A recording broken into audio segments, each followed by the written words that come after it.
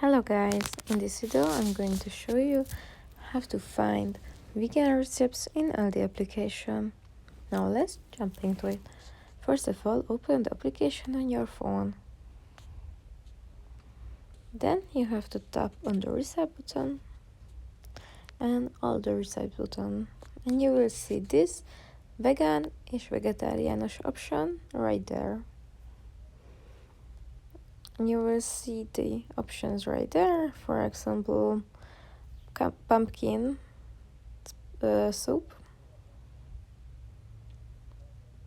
and you will see what needs for it and how to do it, how many time it will long, and you can even add to your recipes too. I hope you like this and it helped you. If it was helpful, please consider to subscribing. And that's pretty much it for this video, guys. See you in the next one. Bye.